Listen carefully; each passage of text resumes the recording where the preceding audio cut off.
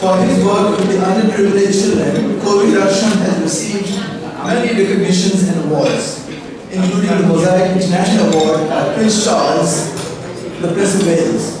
In 2013, he was listed in top 99 under 33 influential foreign policy leaders by the Diplomatic Courier, the Washington-based international affairs daily.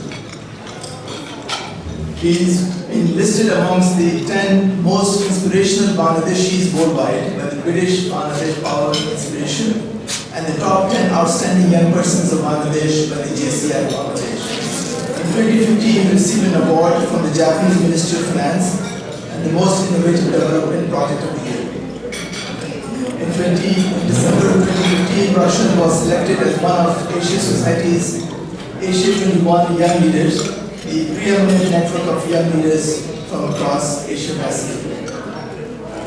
Jaago Foundation was recognized also with UNESCO, with the King Hamad bin Isa Al Khalifa Award for the use of information and communication technologies in education. Well, on a personal note, I visited Korvi in December last year and saw his operations, at least some of it, and was extremely impressed. If we had 10 more Korvis, Bangladesh would be in very good shape. Please help me welcome Korvi Rakshand.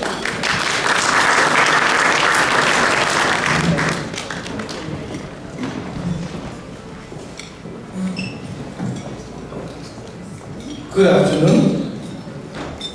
First of all, I would like to thank BDI for inviting me here and allowing me here to talk in front of such a elite crowd. I think this is the most highest academic people that I've seen together in front of me. I'm quite nervous to share what I am going to share.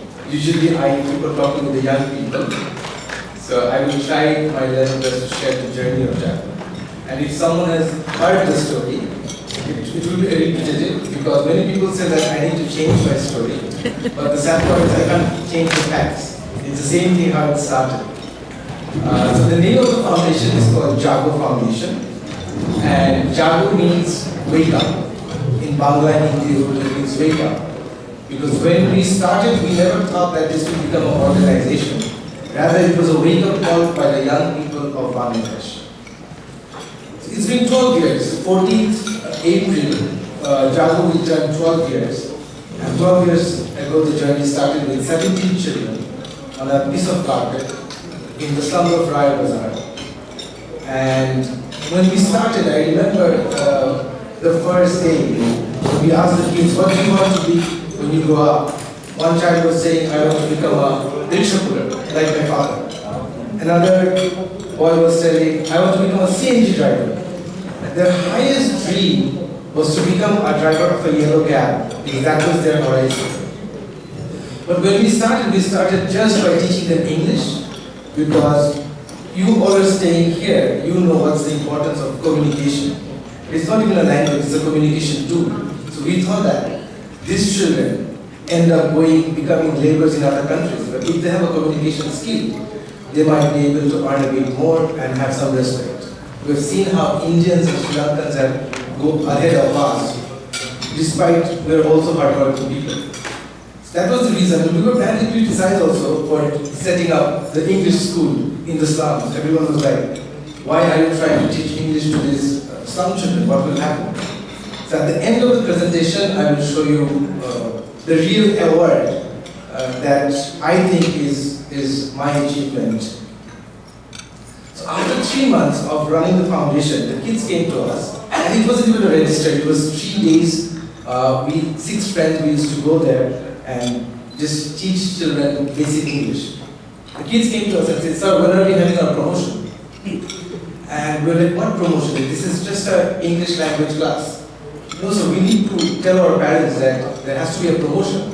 That's when we understood that even if they come from a poor background, they also have a wish to change their lives through education. And that's when we actually set up the proper school.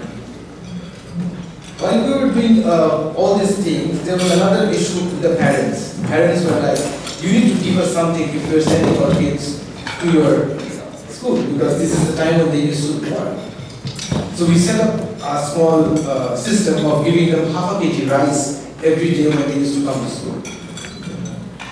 So everything was fine, the school is going good. We got a donation from one of our NRVs who came to Bangladesh, gave $300. We were super excited at that time. $300, big thing for us.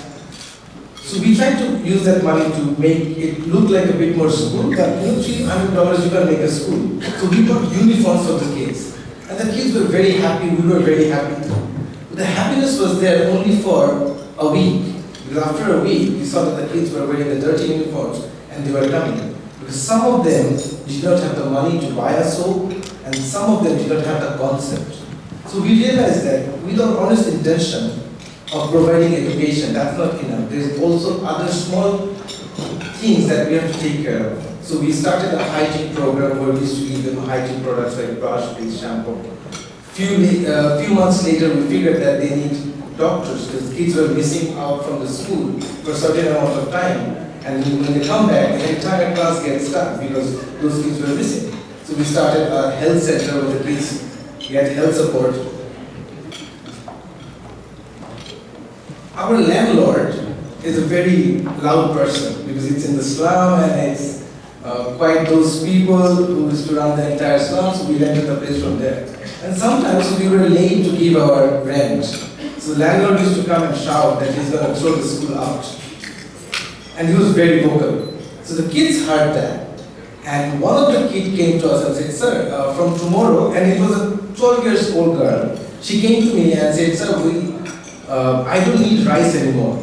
So initially we thought that maybe she is going to stop our schooling because at that age in the slums it's very normal that they'll be forced to go to school, get married. Then she explained that the only time that I have fun and I can be a child is when I'm in the school and I've heard the landlord shouting. So I want to donate my part of rice. I don't want to use that money for rice and we give the rent on time. So I said, you're one child and there's 39 more kids in our school. She said, I have managed all my fellow students and the whole class is ready to give up their rights so that they can make sure that the school is there. But that wasn't the end. So I said, it's okay, but what happened to the parents? Because those are the parents actually were the ones who forced us to give them something back. They said, sir, stick with your promise that you will help us get education. And we will make sure that we are able to convince our parents. The next day, the 40 parents, they all came. They said, we don't need rice anymore. And two of the mothers, they opened the gold chain and gave it to us. That if needed, sell that, pay the rent, but make sure that the school is here. Because this is the only time when the kids are in discipline, they can dream. The child who wants to become a rickshaw puller says he wants to become a doctor now, he wants to become an engineer now. So that's how we have been working with the education system. So the slum in Raya Bazaar, one school, fine. We met some interesting people who supported us. We went to the second slum in Banani. So both of the slums are doing good, they're students. We realized that the need, actual need, is outside the capital. Only 10% of the population is in Dhaka. And if you keep on creating opportunities only in Dhaka, what happens? We're just making it overcrowded. So we thought we would go outside Dhaka and we set up a school. So we went there, someone donated a very nice piece of building, the most nicest building that we had for a school. After 6 months, with all our efforts, the kids in that area wasn't doing good. And we were a bit worried that why? Then after doing the research, we realized that the reason is not the school, the reason is not the location. That area doesn't have good teachers. Teacher problem is the biggest problem in Bangladesh. And we tried to ask some people that we will give you more money, but will you shift to those areas? And everyone said no, because it's not just about the money. It's about their livelihood, their children's education, their children's health. Then what can be the way that we can actually take quality education in the most rural parts of Bangladesh? So because we were young at that time, a bit more ambitious, we thought, if we can talk to the whole world using Skype, why can't we run a school like that?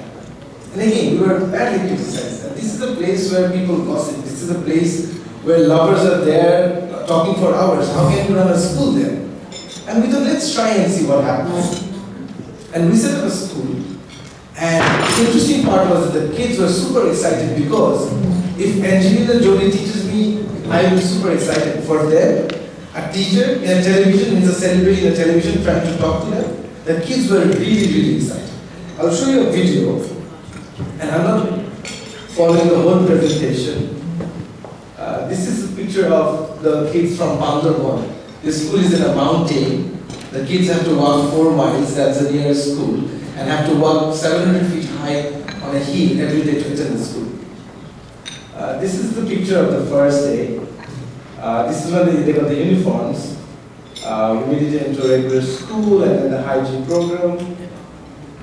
We had sewing centers for the single mothers because they couldn't have any income source.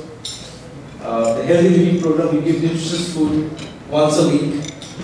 The healthcare system, and then so this was the problem that I was talking, that in rural parts of Bangladesh, where 90% of the population is, there is no quality teachers. So what we did was we initially started with Skype, but later on, I'm not sure if you're familiar with a Cisco software called WebEx. It's a professional meeting software. So we use Cisco so that the kids can not only see the teacher, but also anytime the teacher wants to use a presentation or a video or even a whiteboard, the teacher can do that. So this is like a picture. So, and a lot of people ask that we do have teachers in those areas also because these are very young kids. They might just start fighting. So we have teachers in those areas, and it treats a lot of local job opportunity. So they own it. Usually they're the local people. I'll show you this video, then you'll have an idea. Thank you. Extremely sorry about that. I'll try to bring the video.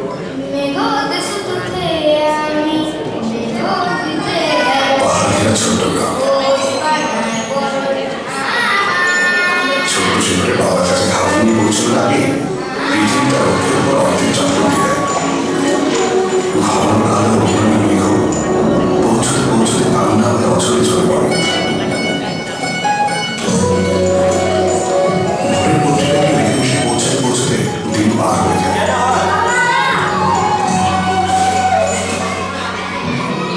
ব্যতিক্রম শুধু সহজে সোনালি আলো চুপটি করে পাতার ভাগ করে সরাসরি সেগুলি ঘরে পৌঁছে দেয়। আর অনলাইন স্কুল একদম সেগুলি বাড়ির দোরগোড়ায়। ঢাকার রায়বাজার থেকে শিক্ষকরা ইন্টারনেটের মাধ্যমে ক্লাস নিচ্ছে দেশের দূরবর্তী ক্লাসরুমগুলোতে। জাগো অভিযানের গ্রামীণ ফোনের হাত ধরে অনলাইন স্কুল ছড়িয়ে যাচ্ছে সারা দেশে।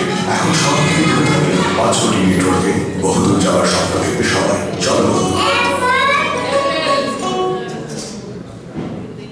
So in the last 12 years, what we did was now we have 12 schools. We have 3,500 kids who are getting that education, and everything is done in English. So there's only one subject they learn Bangla because that's their mother language. They're quite used to that. So we thought that we can focus a lot more in English. And after 12 years, last year that our first batch of kids they graduated, and now they're all in colleges. So a lot of people ask how we do it, because usually a non-profit will have a big donor, and the donors will end up giving money for a certain time, and then what happens is suddenly you see the donors' focus is shifted, and they went for something completely different. Then all the schools get cut down, and that happened in Bangladesh. But our target was that if we start helping one child, we'll make sure that we go through the whole process. So the funding system that we have is sponsor a child program, where one individual person can sponsor one child by paying $27 a month. And when we started the program initially, everyone in Bangladesh was saying that in Bangladesh, especially Bangladeshi people, they will start giving money for someone else's child. That happens in the West. And most of our sponsors are actually in Bangladesh and Bangladesh abroad. And that's how from 3,500 kids, 2,000 kids are getting sponsored through individual people who are supporting their education. Other than that, there are corporate companies who come and build our schools. There's general donations. When we started, I had all my friends in different universities. The BSA, Bangladesh Student Associations, used to support a lot, and that's how we initially started our funding system. So this is what I've already told, and with that we try to cover tuitions, books, school bags, uniforms, stationaries, health support, nutritious food, and unlimited love. And I'll show you another video. And all the videos that I'm showing here is actually done by our own students, teachers, and volunteers. Sorry, man, just 2 minutes. Sure, take your time. Look at this country, man. This traffic. Look at this kid. This boy polishing shoes when he should be in school. So true, this country is going on the drains, I'm telling you. Hey now, let's go. Okay. Excuse me, sir. You forgot to take your change. 10 taka for stage is 20 taka for polish and exercise, and here is the list of the money. Sorry to say, but I have a different view for my country. Bangladesh এভাবে চমকে দেবে পৃথিবীকে দরকার একটু support বাকিটা নিজেই পারবে জাগো বাংলাদেশ আসছে So this is also one of our students. We just want to show that maybe young people and the elder people might be frustrated, but I think in one of the panel I was sitting, everyone was saying that when kids are kids, they're much more honest, and that's when we need to nurture them. So that's one of our focus. But while doing all these things, what I have personally realized is that I come from a moderate background. I don't have to think about my food or anything. I never had to.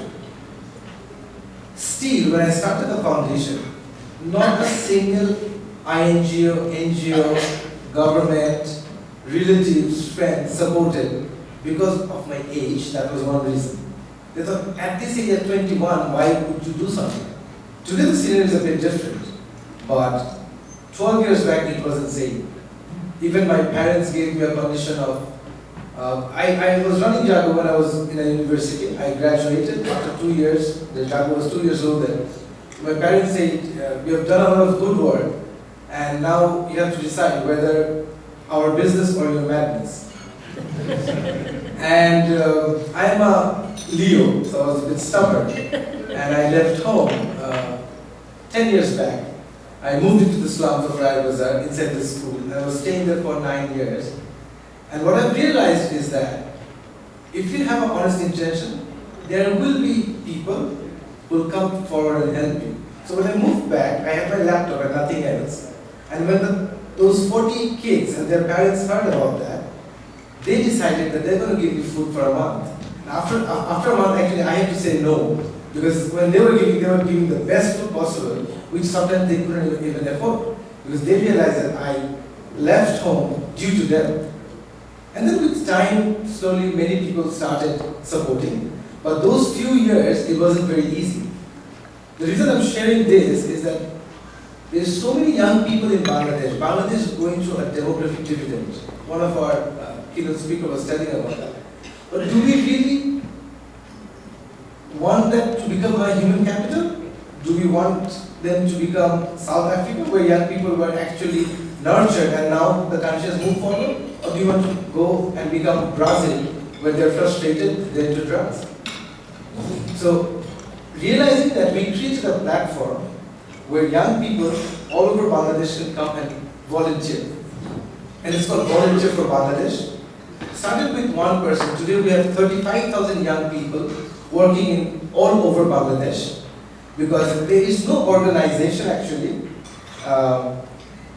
that will collect all the ideas of these young people and allow them to sit together, create their own projects. And that's what we have been doing for the last 8 years.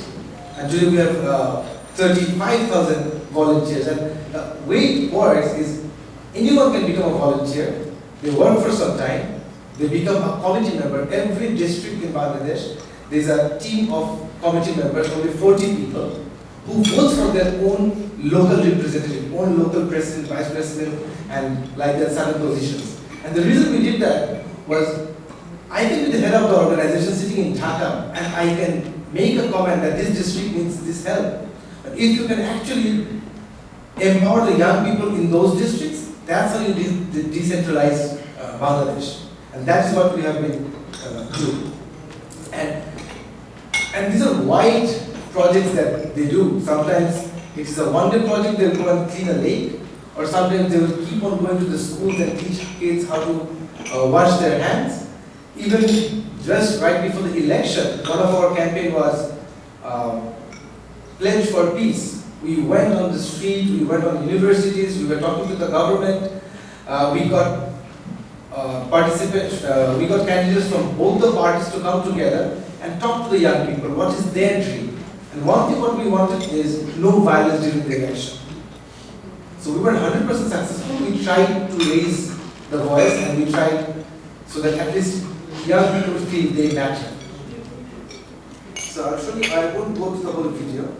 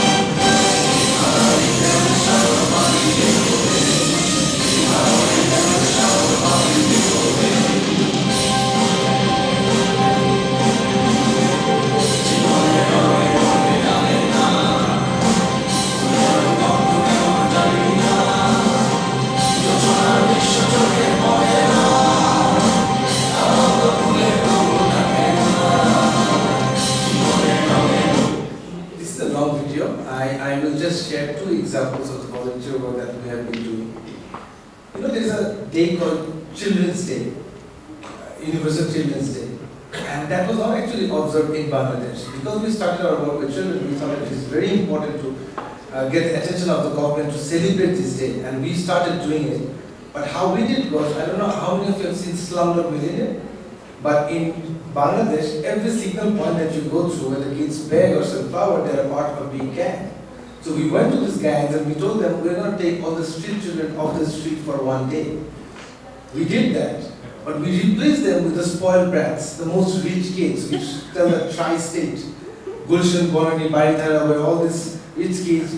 So the first time when we did that, we were looking that the kids were going on the street and the bodyguards or the parents were running on the street too with them. And the parents were really pissed for the first time. But with time they realized that it was just not about celebrating that day, it was getting the entire attention of Bangladesh. At the same time, the government started talking about it, what are these Yellow Army doing? We call ourselves the Yellow Army. And at the same time, the biggest mindset change that happened was in these young people. When this girl was carrying a Gucci bag, went to one of these windows, and someone said, please maaf kare. She couldn't take it for the first time. But this is what we do every day to these children. So this is one example. And the second example is when Rana Plaza happened, we were talking about that. Jaago was the first organization to go and show up there because everyone was waiting for their executive directors to sign the permission that, okay, we can go there and what all the bureaucratic processes. But we are trained firefighters, we are trained first responders. Jaago was the first one to go and start volunteering and getting those dead bodies out with the police. So these are also things that we have been doing.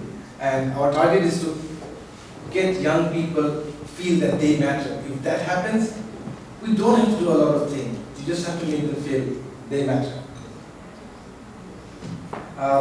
We also talked about the Rohingyas, because whenever there is an emergency, for some reason we have treated the impression that Jaago will be always there, but this was a much more bigger problem than we have ever seen. So we were waiting that what can be our best approach to this crisis. So what we did was we set up a small center where there's 500 kids, 80 of them are orphans, around 420 kids, they come and go. Our work is to basically create a fun place for them, because most of these kids, one of the people was telling the story that she saw her mother getting raped and father getting killed in front of her. So for her, rather than teaching, I think just making them feel like home and kids is one of our work. So we have professional psychologists who goes there, work with them, and that's a very small thing that we have been doing. So this is just a place where we work. We try to make it as nice as possible than the other tents, how usually it is. But I'm almost finishing. How many of you are in social media active? Very few. Okay. There. So I don't know if you are following. There was a huge hashtag trend going on, 10 years challenge. And everyone was sharing how uncool they were 10 years back, now how cool they are, or how thin they are, now they have become fat. So we thought that maybe this is a good opportunity for Jaago also to participate. So this is the picture of the first day of Jaago, the 17 kids that we started the journey with. And 2018, this is the graduating batch of Jaago. So this was our 10-year challenge. So when people say what we have done in the 10 years, in the last 11, 12 years, so all of them graduated from school. Now all of them are in university, in college. And this is the most exciting part, that one of the students, whose father was a person who used to collect the rent from our school, his son, Siam, is coming to United States with full scholarship in UWC. And hopefully, once you get in UWC, you go to the Ivy League universities. So we are waiting for that. And that's basically, this is what I was talking about. This is the biggest award I think is for me, is the success story of changing one person's life. So that's about it for Jaago. A lot of people have questions, so if you have any question, I'm happy to answer. Other than that, I will be thankful to you for giving me the opportunity to share my story, our journey of Jaago. Thank you so much.